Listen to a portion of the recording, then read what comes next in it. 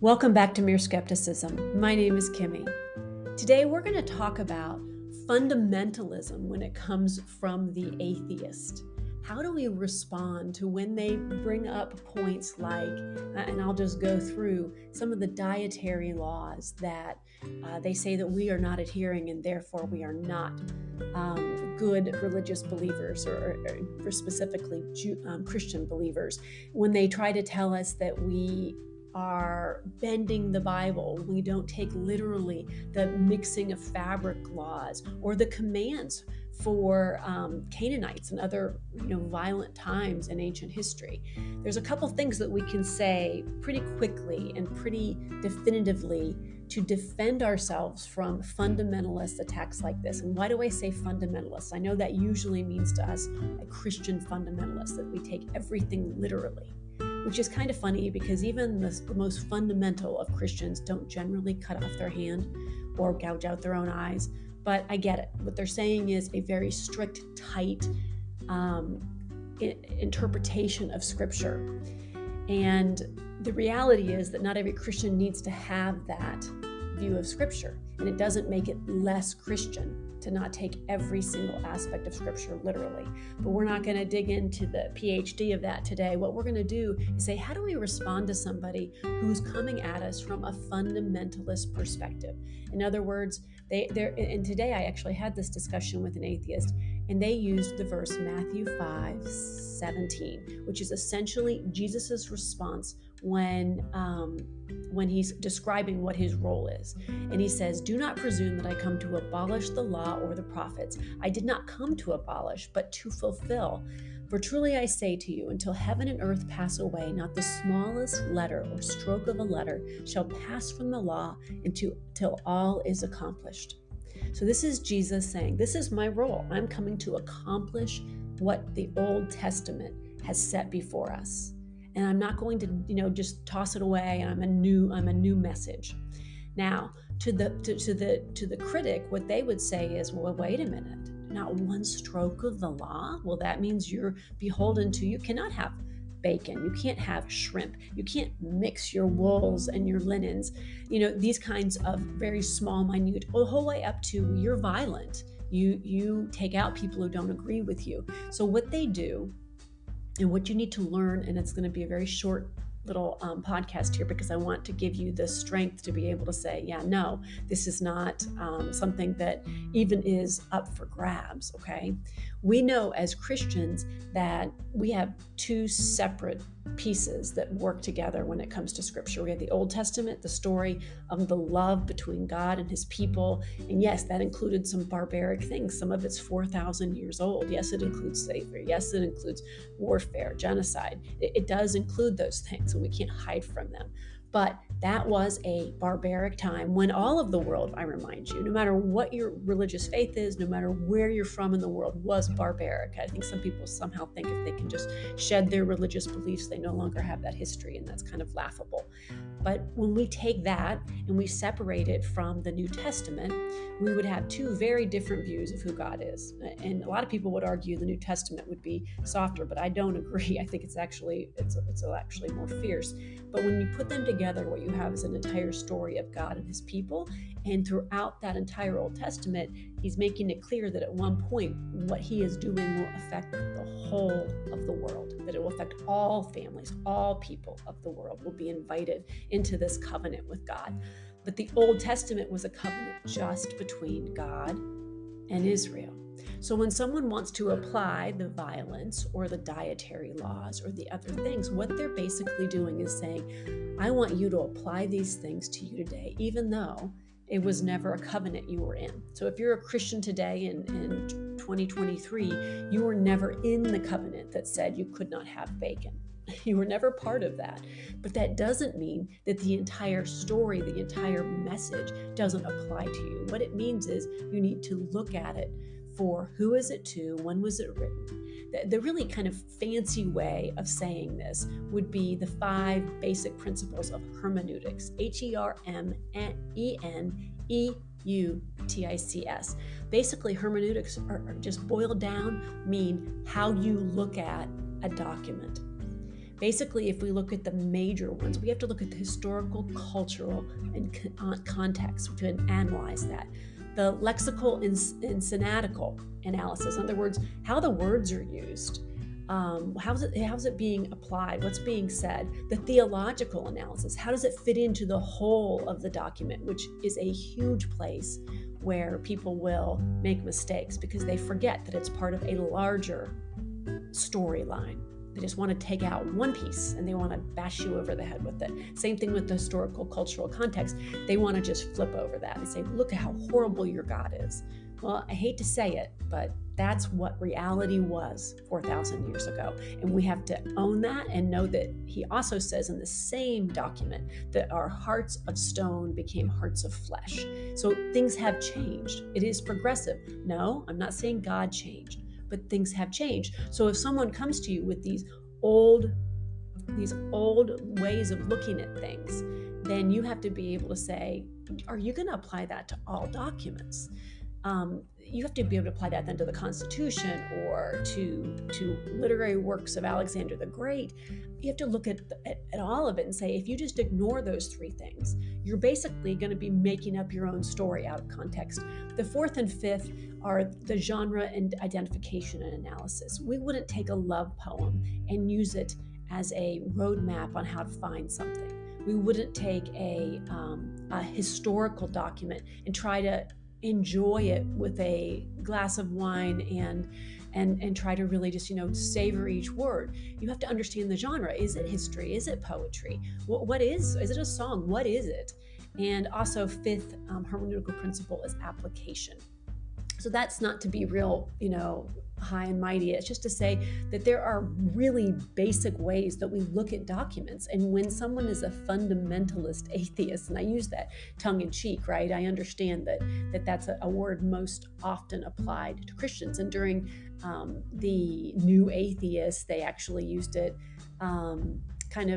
it was kind of something that was used to kind of put atheists back in their place, to say you're being a fundamentalist when you look at Christianity the way that you are. And it's kind of interesting if you want to do a little deep dive and look up atheist fundamentalism, and it'll give you kind of an interesting purview of it. But so our common sense response to this is, what someone is doing when they do that to mock God or to mock you for believing in God is they're saying, I'm going to take things completely out of context and I'm going to beat you over the head with them.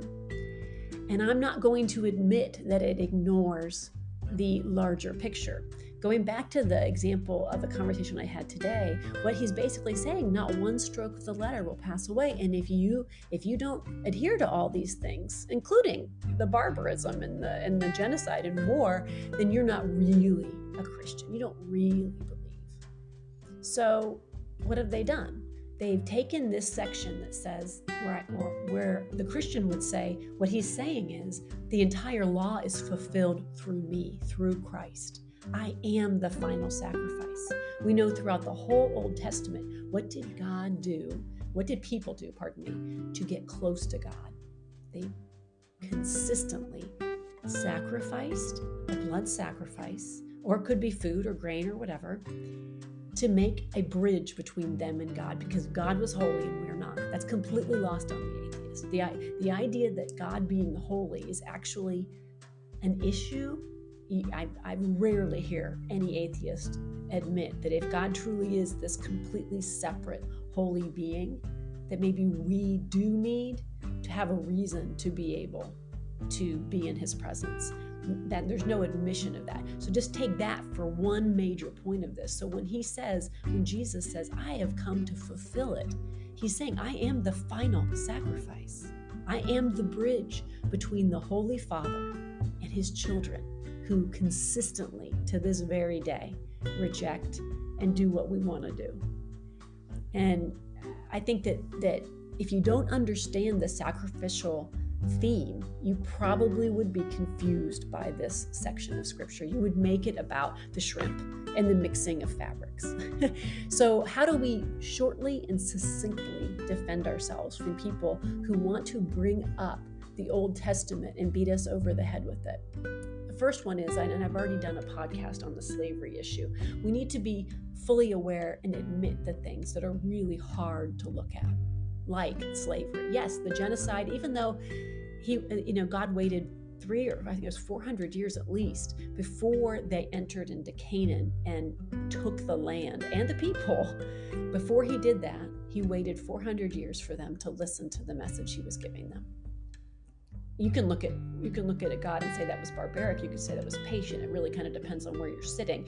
But at the end of the day, he did choose to protect his people. And without that protection of those people, we wouldn't get to Matthew 5:17, that he had abolished the law and that he was the door, he was the bridge, he was the connection to God.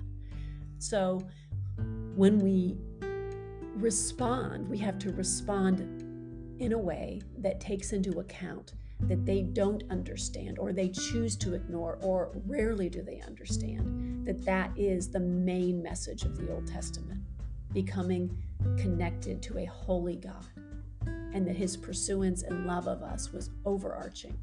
And it was indeed not a social justice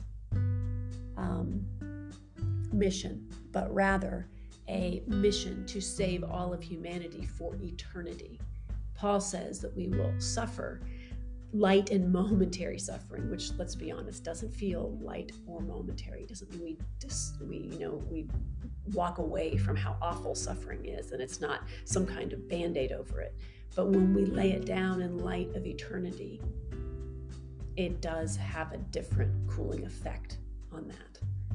So, not to go off on a tangent here, I hope that what you can see is that taking things out of context, out of their hermeneutical principles, out of understanding who it was written to and why it was written, is basically a sneaky way of putting the Christian on the defensive. And we have no reason to be defensive, none.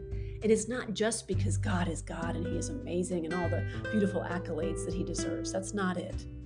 It's also because it's, quite frankly, a ridiculous way of going about it. They wouldn't do that with any case law. They wouldn't do that because they would understand, well, that case law has been negated by current case law. It used to be the whole way around the country, if you did certain things, you could be cited for ridiculous things, including today. If you look at the homosexuality issue, if you committed sodomy, you could be put in jail. Well, let's be honest, that has been overturned in a lot of places. It's still not everywhere, but it's not being implemented, but it's been overturned. So what does that tell you? Well, then you wouldn't apply that law. I guarantee you that if somebody tried, for instance, the atheist I spoke with today, if somebody pulled him over and used an archaic, overturned law to put him in jail, he would have a serious response to that. So that's basically what they're doing. They're taking an old law that's been overturned and they're trying to beat you over the head with it. I hope that this gives you a little confidence when you encounter those people and say, and what they'll do is you'll say, that's, if you want to use the fancy words, you'll say you're not using hermeneutical principles. If you want to use the common words, you say you're taking that out of context. They're going to say, well, you say that about everything, so nothing really means anything. And that is a lie. Just because certain things do not apply to today doesn't mean that everything doesn't apply today. And it isn't about cherry picking.